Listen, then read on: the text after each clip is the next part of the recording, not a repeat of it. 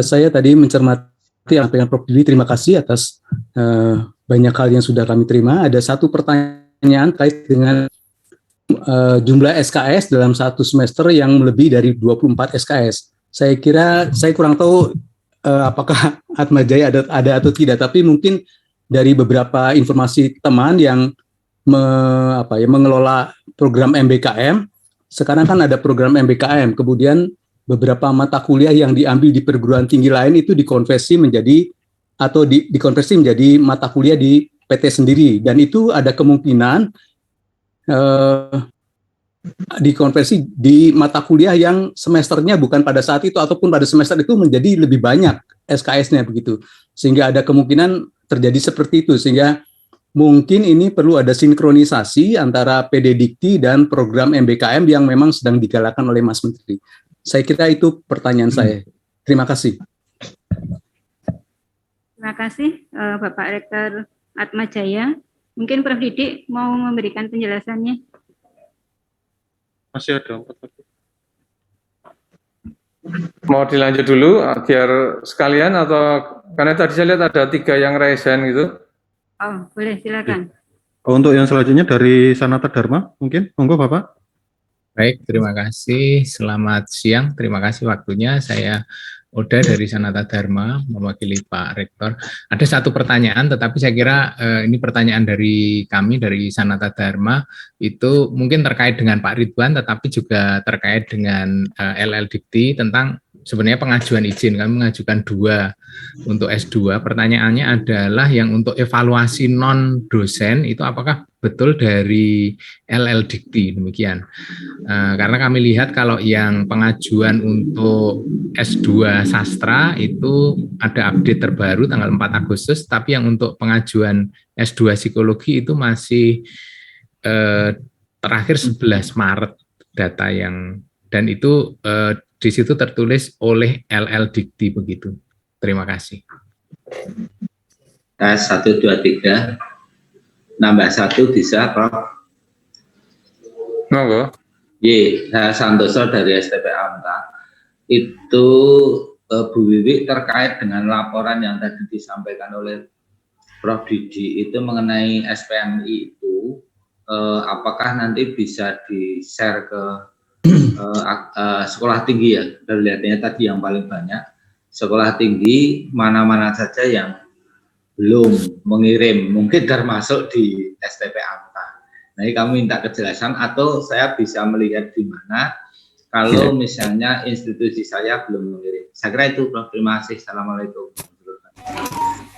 Waalaikumsalam. Langsung ya Bu Wi, nggih.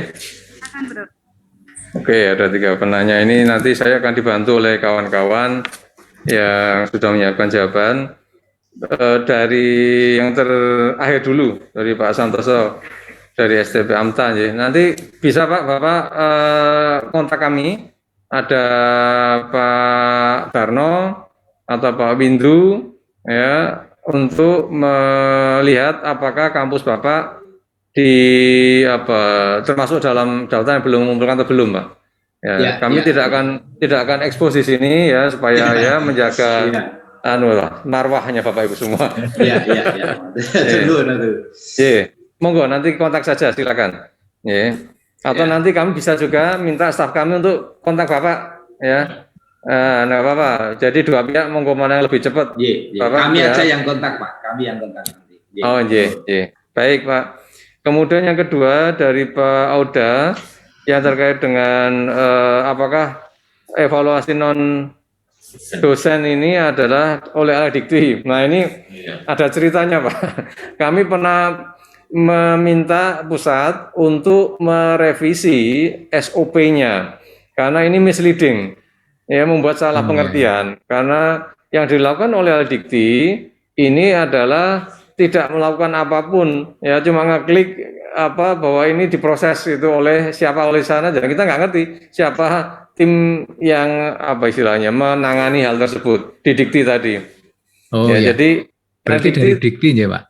Betul, timnya dari pusat, Pak.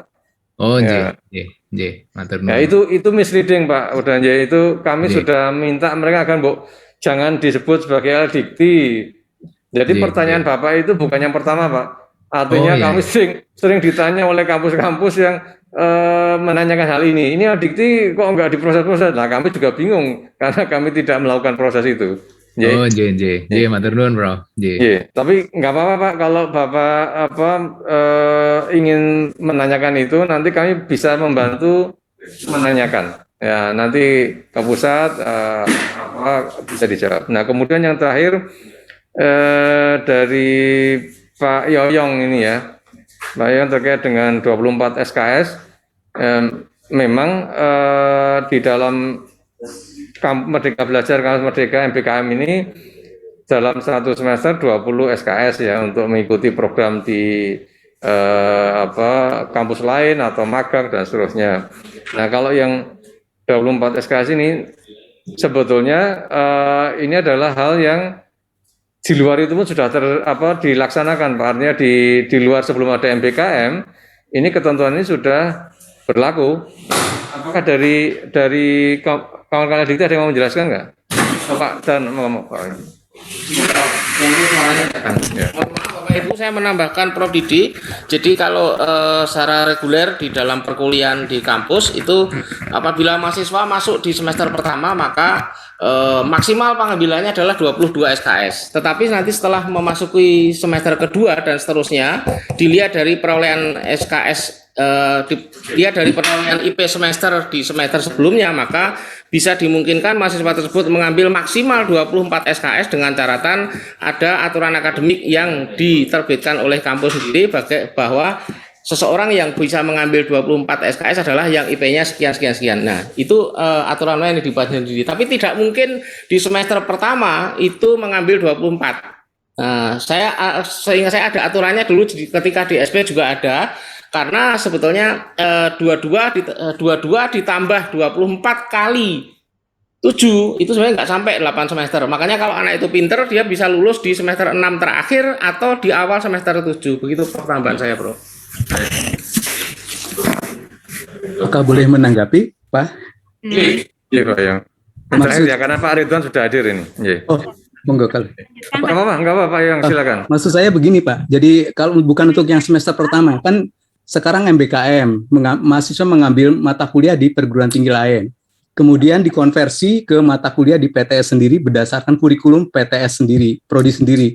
Nah, itu kemungkinan kan tidak klop dengan mata kuliah di semester di kurikulum di prodi, sehingga dia akan didaftarkan di PDDiktinya kemungkinan di semester yang sesuai dengan mata kuliah yang diambil di prodi lain di perguruan tinggi lain, sehingga mungkin pada saat semester yang bersangkutan, pada saat semester realnya 24 SKS maksimumnya, tapi pada saat didaftarkan di PDDikti kan sesuai kurikulum, sehingga itu mungkin bisa lebih dari 24 SKS. Itu masalahnya, mungkin kemungkinan ada seperti itu. Kalau yang saya terima dari beberapa teman yang di bagian data, kemungkinan ada bisa terjadi seperti itu. Bukan yang kami tanyakan bukan yang semester 1, tapi yang pada saat sudah semester 1 mengambil di perguruan tinggi lain, pada saat semester itu sebenarnya di bawah 24, tapi kan mata kuliahnya tidak ada di semester itu di perguruan tingginya, di kurikulum. Kemudian didaftarkan di PDDikti sesuai dengan kurikulum di PT sendiri, tapi kan kemudian tidak terjadi pada semester yang diambil. Maksud kami begitu. Terima kasih. Paham Pak Yoyong. Nanti kita bicarakan lagi Pak Yoyong untuk hal teknisnya ini. Pak Ridwan sudah hadir. Assalamualaikum Pak Ridwan. Waalaikumsalam, Prof Didi, apa kabar? Alhamdulillah sehat, Pak Ridwan. Alhamdulillah. Terima kasih ini sudah kerso rawuh di acara ini. Kami tahu Bapak sangat sibuk dengan acara-acara yang ada di pusat. Ya, ini saya kembalikan ke pembawa acara biar diatur pembawa acara. Ya. Terima kasih. Selamat bergabung Bapak Dr. Insinyur MSc selaku Direktur Kelembagaan Dirjen Dikti Kemdikbudristek. Apa kabar Pak Ridwan? Saya Wiwi. Baik, Wiwi, apa kabar? Sehat ya Pak? Alhamdulillah. Terima kasih Bapak di sela-sela kesibukannya masih bisa menyempatkan untuk bergabung di acara rapat koordinasi pimpinan perguruan tinggi APTISI ABPTSI dengan LE Dikti Wilayah 5. Sebelum pemaparan perlu kami jelaskan Bapak bahwa tadi dari Prof. Didik sudah disampaikan bahwa untuk masalah perizinan dari wilayah 5 Jogja itu tahun 2019 ada pengajuan 46, SK-nya baru turun 25. Pada tahun 2020 ada pengusulan 28, SK yang turun baru 10. Pada tahun 2021 ada usulan 22, yang terbit baru 4. Mungkin masa-masa COVID ini juga nggak bisa begitu cepat memberikan pelayanan kepada PTS. Sebelumnya dengan waktu yang 30 menit sangat singkat ini Pak Ridwan, mungkin nanti paparannya juga singkat dan ada waktu untuk teman-teman PTS bisa berdiskusi dengan Bapak, karena kehadiran Bapak pada saat ini sangat dinantikan dan diharapkan oleh PTS-PTS yang di Jogja. Monggo Bapak untuk menyingkat waktu untuk pemaparan tentang persyaratan dan prosedur pembukaan prodi baru tahun 2021, waktu kami persilahkan. Baik, terima kasih Bu Wiwi. Assalamualaikum warahmatullahi wabarakatuh. Waalaikumsalam. Selamat siang, salam sejahtera, salam sehat, salam bahagia untuk kita semuanya. Mohon maaf agak terlambat bisa gabung. Yang kami hormati Prof. Didik, LLDT wilayah 5 Yogyakarta, Bapak Ibu yang mewakili APTISI tadi disebutkan, juga BPTSI, dan Bapak Ibu pimpinan perguruan tinggi dan badan penyelenggara perguruan tinggi swasta di LLDT wilayah 5 Yogyakarta yang berkesempatan hadir pada siang hari ini. Bapak Ibu semuanya, saya diminta oleh panitia untuk mendiskusikan dengan Bapak Ibu semuanya tentang pembukaan prodi pada tahun 2021 ini ya. Yang saya duga juga hal yang sama masih berlaku di tahun yang akan datang gitu. Dugaan saya tidak banyak perubahan. Prof. Didi, Bapak Ibu semuanya, mohon izin saya share beberapa slides dengan waktu yang ada, karena sebentar lagi juga ada ini ini masih acara puncak Harteknas. Saya keluar sebentar dengan Pak Didi, kemudian nanti balik lagi ada FGD ya, tentang produk pengembangan produk inovasi nasional karya anak bangsa.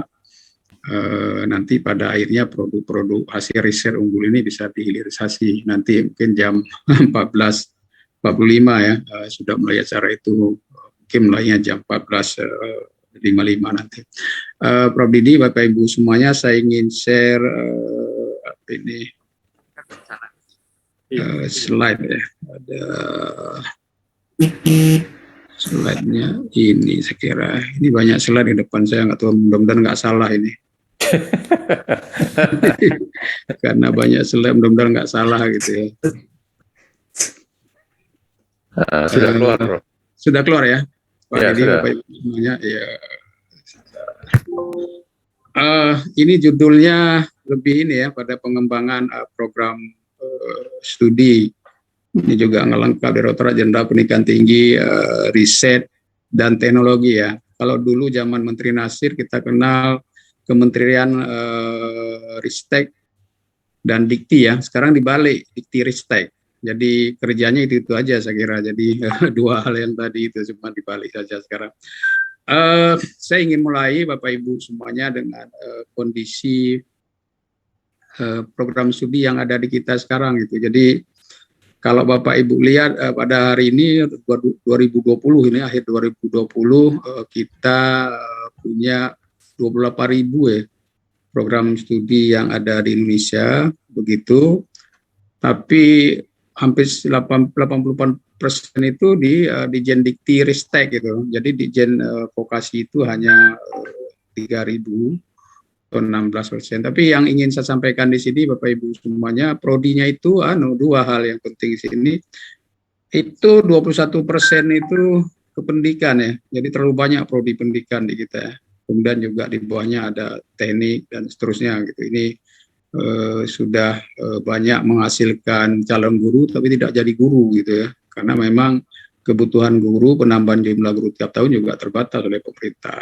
Nah kemudian juga di samping itu masih banyak saya kira ini masih ada dari 28.000 itu mungkin masih ada 8.000 lebih ya lebih kurang 8.000 prodi kita nggak terakreditasi, sehingga penambahan prodi sekarang sebetulnya mestinya direm begitu ya, karena yang sudah ada juga belum terakreditasi itu 8.000. Jadi ini kondisi real yang ada di kita. Sebenarnya kalau dilihat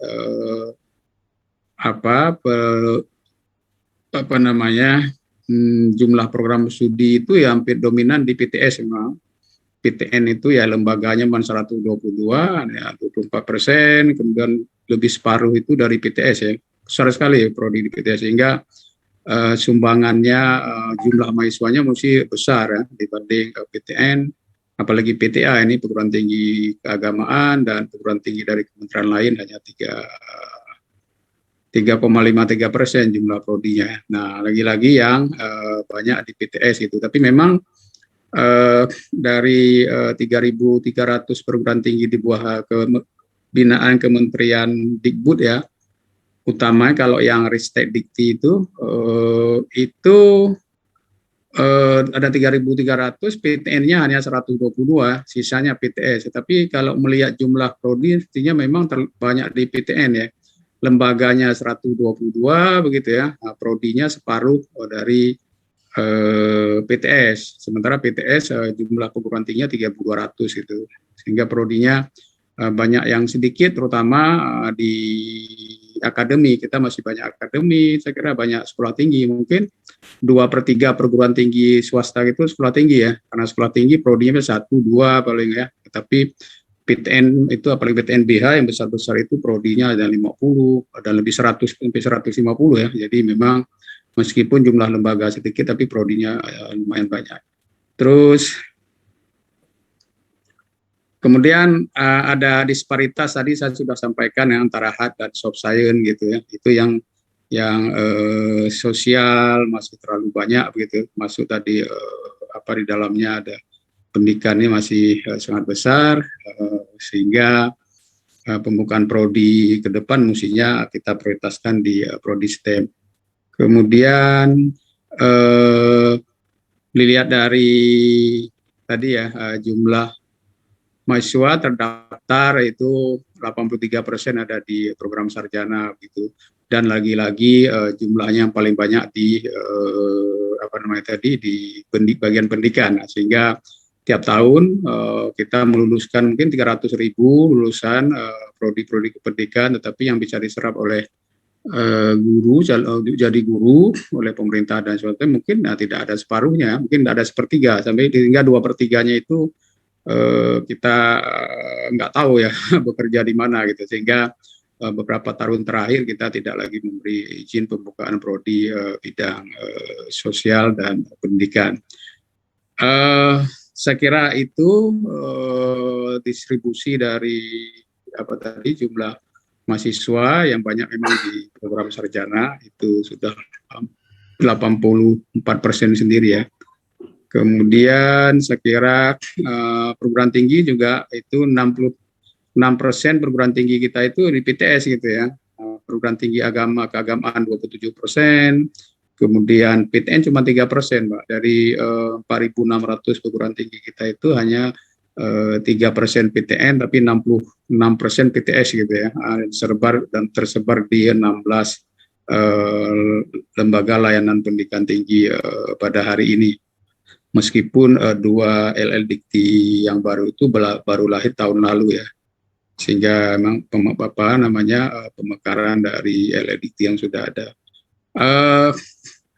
Inti permasalahan lain adalah penyelenggaraan perguruan tinggi dengan prodi itu pada kebutuhan dosen ya. Kebutuhan dosen biasanya dalam mengembangkan sebuah program itu agak sedikit sulit ya, mencari calon-calon dosen bidang STEM gitu.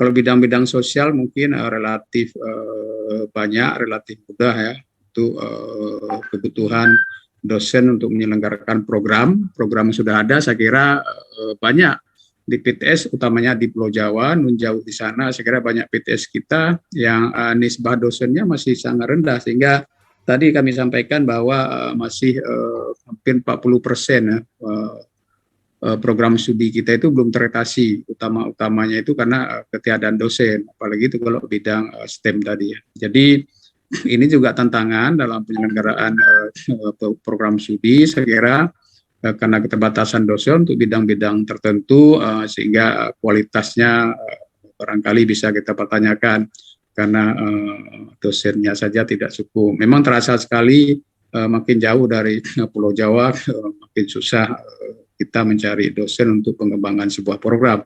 Baik program sudah ada, mungkin program-program baru. Saya kira kalau di tempat Pak Didi ini di DIY ya, nggak susah gitu mencari dosen dibanding teman-teman kita yang ada di luar Pulau Jawa, apalagi di Indonesia bagian timur ya, susah sekali Pak, apalagi bidang STEM gitu. Kemarin kami membantu pendirian sebuah perguruan tinggi di Papua, di Kabupaten Bukit Bukit Bintang apa lupa saya, itu tidak ada satupun dosennya Pak, karena nggak bisa dicari gitu ya. Jadi kalau kami memang mengasih waktu setahun, mungkin juga nggak punya dia. Jadi memang makin jauh dari Pulau Jawa itu susah sekali mencari dosen. Ini saya kira tantangan besar bagi kita semua, juga barangkali banyak anak-anak kita ya yang sekarang yang milenial itu sudah mulai menurun mungkin ya minatnya untuk menjadi dosen, sehingga itu juga tantangan dalam kita mengembangkan program di masa-masa yang akan datang. Kemudian saya kira ini program studi, jadi sebagaimana Bapak tahu, program studi itu yang pertama di PT yang lama yang Bapak Ibu sudah punya perguruan tinggi, nambah program. Kemudian ada perubahan dari perguruan tinggi, baik perubahan itu bentuk penggabungan atau penyatuan perguruan tinggi dari satu ke perguruan tinggi lain, menggabung beberapa perguruan tinggi menjadi sebuah perguruan tinggi baru, juga biasanya perlu nambah prodi, juga pendirian ya, pendirian saya kira memang harus ada di dalam prodi. Nah, pada program sarjana masih didominasi kita memberi izin pendiriannya itu pada prodi STEM ya untuk program sarjana. Kecuali untuk kebutuhan khusus dan juga daerah 3T yang lain tetap di program studi STEM untuk program sarjana. Tapi kalau program di atasnya setelah program sarjana, baik itu program doktor, magister, profesi, itu tidak dibatasi pada prodi STEM, kecuali prodi itu adalah yang di masih moratorium, terutama program profesi dokter ya. Kami sudah menerima ada 80 usulan pembukaan prodi kedokteran ya. Saya kira perguruan tinggi di DIY juga ada di sana, dan ini masih moratorium. Lagi kita buat kajian, mudah-mudahan tahun ini bisa dibuka moratoriumnya sehingga nanti diberi kesempatan secara terbatas ya. Akan dipikirkan apakah mungkin prodi-prodi kedokteran itu diberikan dulu untuk daerah-daerah yang memang rasio dokter terhadap penduduknya masih rendah. Tapi bagi yang sudah tinggi, saya kira masih di moratorium. Kemudian bagaimana membuka prodi tadi, pengembangan program tadi itu bisa reguler yang selama ini Bapak Ibu lakukan, prodi konvensional gitu, tatap muka. Kemudian ada program studi luar kampus utama, juga banyak dibuka oleh Bapak Ibu, perguruan tinggi sudah ada, kemudian juga program studi PJJ gitu ya, dan PT PJJ kami lagi menyelesaikan evaluasi usul dari PP Muhammadiyah ya, buka PTS PJJ ya, perguruan tinggi pendidikan jarak jauh di lingkungan Muhammadiyah. Kemudian ada juga program studi kerjasama. Jadi program studi ini dibuka kerjasama dengan dunia industri sehingga kurikulum disusun bersama dan juga nanti lulusan akan diserap oleh industri itu. Ini yang kerjasama. Kemudian juga sekarang lagi juga kita membolehkan ya pendirian branch kampus cabang perguruan tinggi luar negeri yang sekarang sudah ada satu di Indonesia di Tangerang sana, dari Monash University dari Melbourne sudah kita berikan izin. Kemudian juga ada Indonesia Cyber Education, ini sebenarnya platform ya, platform perguruan tinggi bisa mendudukkan ya, mengunggah mata kuliah daring. Di sana nanti bisa diambil oleh banyak mahasiswa kita. Ini sudah jadi adanya di UT. Kemudian saya kira ini beberapa kebijakan yang kami masih pegang bahwa program studi berencana hanya untuk STEM tadi, tidak di moratorium begitu ya. Kalau kedokteran kan moratorium tadi. Program studi magister doktor terbuka untuk semua bidang ilmu kecuali yang sedang di moratorium. Kemudian perguruan tinggi dapat mengajukan pembenahan nama program studi baru, nomenklatur. Jadi memang kita berharap sebetulnya perguruan tinggi Bapak Ibu semuanya itu justru memikirkan program-program yang baru ya, yang memang belum ada untuk kebutuhan kekinian di masa depan. Kita beri kesempatan yang luas untuk melahirkan nomenklatur sehingga nanti langsung memberikan.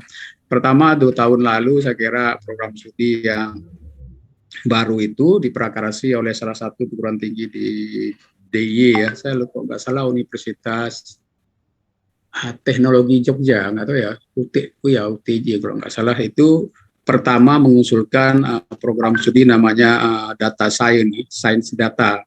Nah, akibat usulan nomenklatur oleh UTY, kalau saya nggak salah, sekarang prodi itu dibuka orang di mana-mana ya, sehingga UTY mendapat pahala saya kira karena yang mengusulkan prodi kekinian yang dipakai orang banyak. Nah, waktu itu saya kira Bapak Ibu di DIY bisa mengusulkan nomenklatur yang baru.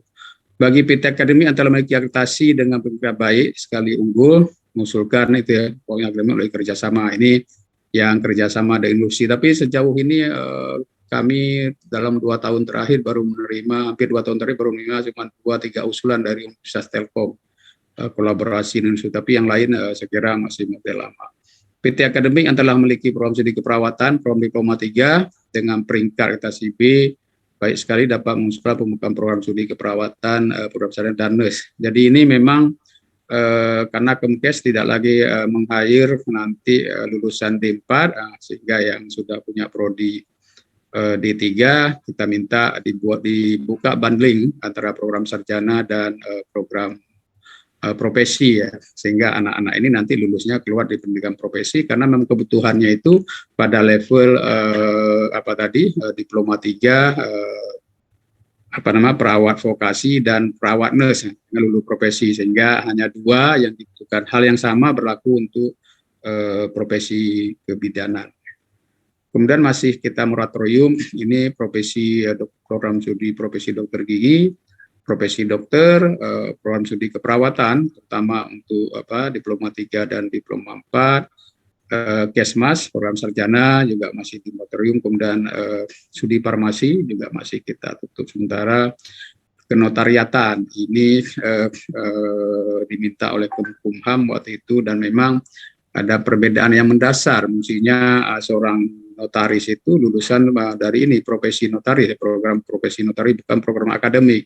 Nah ini memang sampai hari ini kita belum mencari solusi yang terbaik. Kemudian saya kira ini nggak saya sampaikan, yang pasti bahwa ke universitas itu program sarjana, magister, doktor, diploma bisa begitu ya. Tapi kalau akademik komunitas hanya D1, D2, sekolah tinggi sama, universitas itu sama, kemudian politeknik ya dari diploma 1 sampai spesialis juga boleh begitu ya. Kemudian doktor terapan, magister terapan juga profesi ya. Begitu akademi hampir sama program sarjana. Nah, itu ketentuan yang berlaku selama ini. Pembukaan program studi mulai tahun 2020 saya kiranya ada beda sedikit dengan sebelum-sebelumnya. Kalau sebelum-sebelumnya pada saat mendapat izin pembukaan prodi begitu ya, itu tidak diberikan peringkat akreditasi, tetapi sekarang begitu izin diberikan oleh menteri nanti sekaligus diberi peringkat akreditasi baik oleh BANPT atau LAM yang bersangkutan. Itu perbedaan dengan tahun sebelumnya. Persyaratan pembukaan program studi saya kira ini ya Bapak ya, dokumen legalitas perguruan tinggi PTS, saya kira ada dokumen badan penyelenggara diminta izin pendirian perguruan tinggi gitu dan seterusnya. Kemudian instrumen pemenuhan syarat minimalisasi telah diisi yang dalam memuat persyaratan data.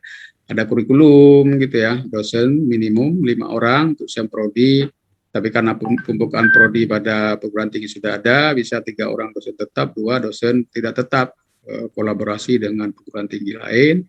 Kemudian tentunya ada unit pengelola yang dalamnya persyaratan diantaranya sarana, tenaga pendidikan, kemudian juga dimungkinkan usul nama program studi baru jika belum ada yang kami sampaikan tadi. Ada dokumen SPMI. Nah, ini Bapak Ibu semua dulu nggak kita minta dokumen SPMI ya.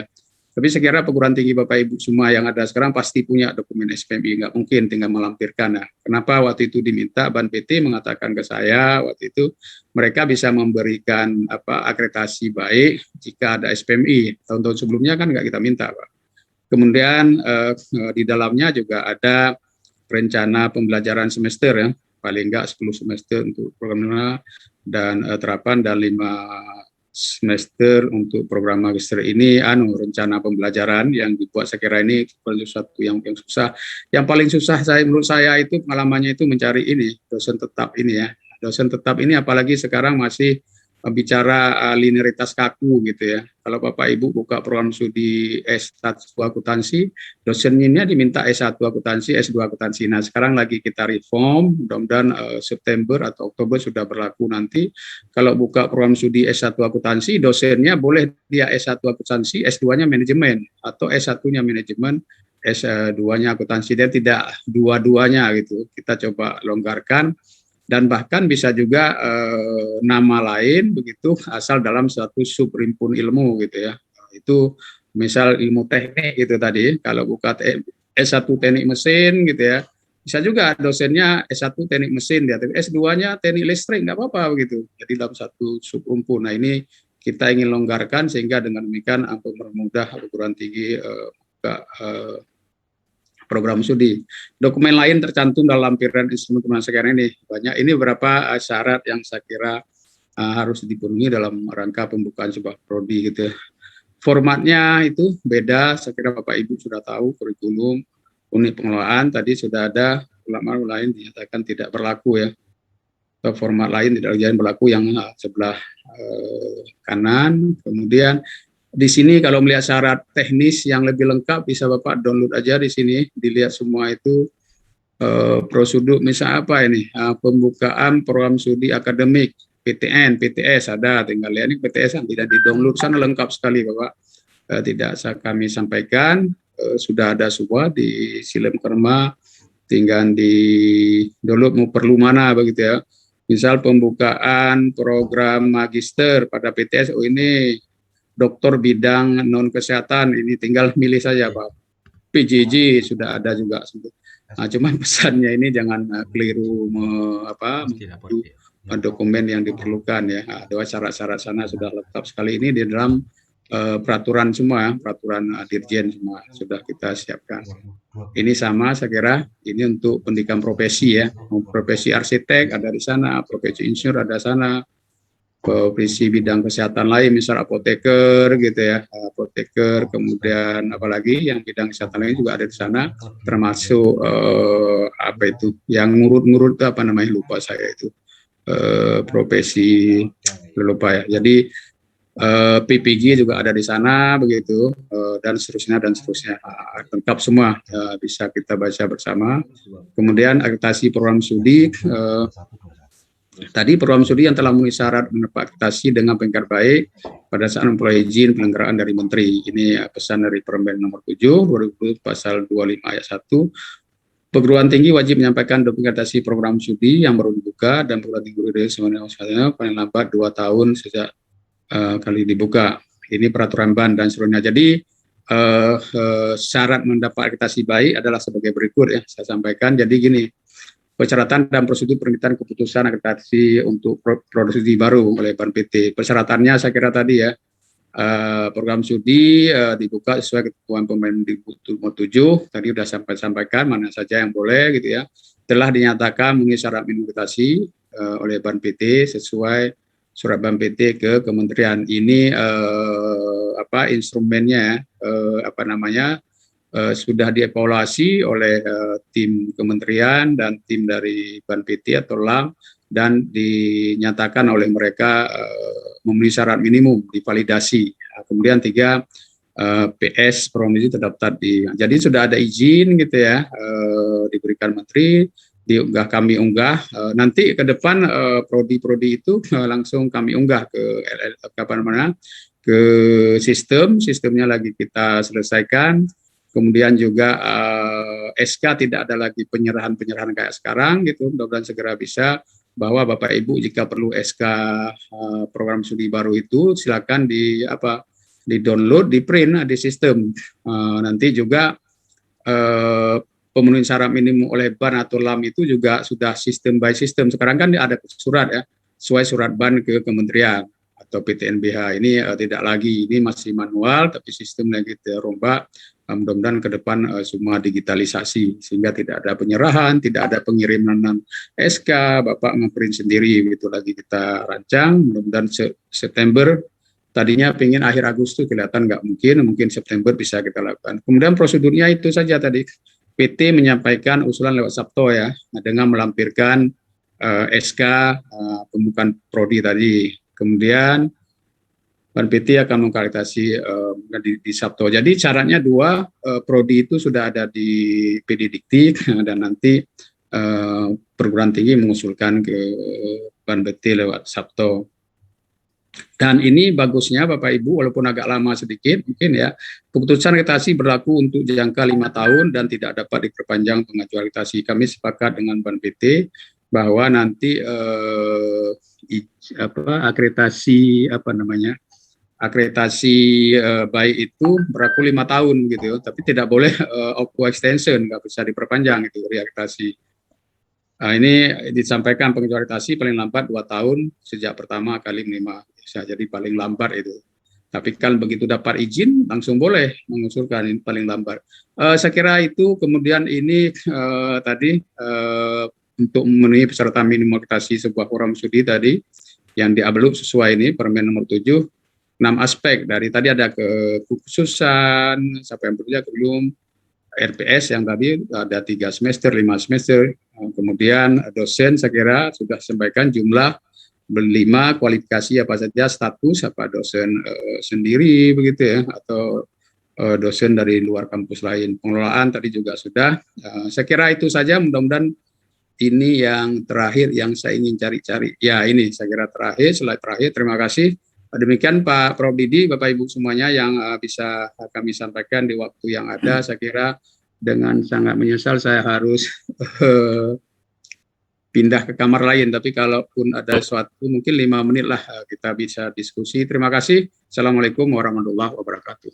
Waalaikumsalam. Waalaikumsalam. Ada Bapak Ridwan.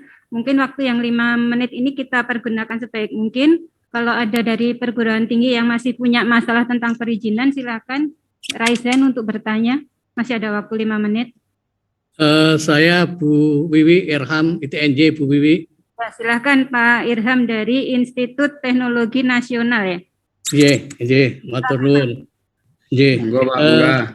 Selamat siang Pak Ridwan, saya Irham dari Institut Teknologi Nasional Yogyakarta. Mau nyuwun pirsa ini Pak Ridwan.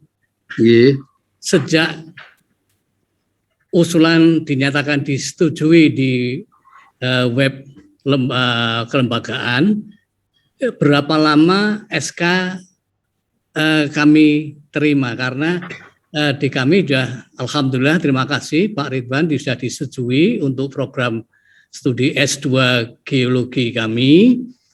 Hanya saja bulan Mei itu, kemudian sampai sekarang kami belum menerima SK-nya, jadi kami belum berani membuka pendaftaran untuk mahasiswa. Jadi terima kasih, saya kira itu Pak Ridwan nyuwun pirsa mengenai setelah disetujui berapa lama SK bisa kami terima. Matur nuwun. Baik, sami-sami Pak Irham. Jadi seperti saya sampaikan tadi, memang sistemnya kan masih manual lagi kita perbaiki. Jadi kalau hari ini ada 2 kemungkinan Pak sekarang, memang sistem cutting lagi kacau. Saya harus ngakui kacaunya itu ya, nggak boleh nggak akui ya gitu. Jadi sistemnya masih kita upgrade sehingga kadang-kadang sesungguhnya di sistem sudah di-approve prodi itu, tapi Bapak membacanya belum ya, sistemnya Nah, tapi pun kalau Bapak sudah baca sanada setujui tadi, itu butuh waktu, saya nggak bisa prediksi ya. Artinya begini, kan kita kirim ke Ban PT gitu ya. Mereka itu biasa sebulan sekali ada pleno gitu. Jadi kalau Bapak kirim hari ini, kami kirim hari ini, pleno besok, berarti kan sebentar sudah ada hasilnya, Pak. Tapi kalau nanti pleno hari ini, kita hari setelahnya itu bisa sebulan kemudian. Tapi memang saya sampaikan tadi, Pak Irham, ada kesan agak lama dibanding dulu, bisa 1 bulan sejak disetujui.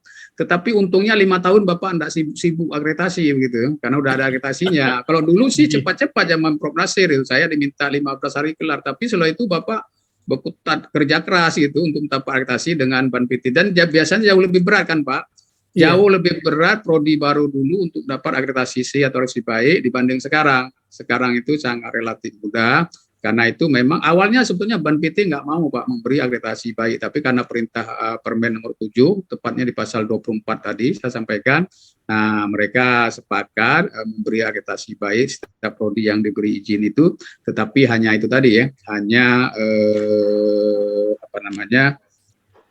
berlaku 5 tahun, tidak boleh lebih, dan juga harus menyampaikan SPMI tadi. Saya kira itu Pak Irham, mungkin satu lagi ya sebelum saya harus pindah. Tetap nunggu ada waktu yang banyak kita diskusi. Terima kasih Bu Wiwi. Isi Jogja Pak, ingin bertanya. Silakan Pak. Selamat siang Pak Ridwan. Kami dari Isi Jogja, ini kan akan membuka prodi baru konservasi seni. Kebetulan itu sudah ada nomenklaturnya.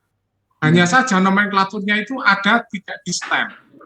Padahal kenyataannya itu sebetulnya adalah STEM. Karena konservasi seni rupa, ini kan sebenarnya konservasi seni rupa. Ini lebih banyak STEM-nya lah. Ini alternatifnya bagaimana? Apakah kami menunggu nomenklatur baru? Apakah kami mengubah nama prodi itu supaya itu menjadi STEM mengusulkan baru, atau menunggu ini dibuka? Baik, saya mangkap Pak Budi, Pak Budi. Jadi gini, kemarin memang kami lagi merevisi list prodi STEM. Sekarang kan sedikit Pak ya. Nah banyak seninya. Sekarang sudah kita diskusi dengan teman-teman Belmoa dengan tim. Nanti prodi STEM-nya kalau sekarang 100 bisa 200, 300. Saya kira yang seni ini sudah kita masukkan. Tapi mohon bersabar sebentar, belum selesai ya. Saya diskusi sama mereka. Rencananya minggu ini atau minggu depan kita diskusi, anak kita update listnya yang ada di sini, sehingga yang gini masuk Pak.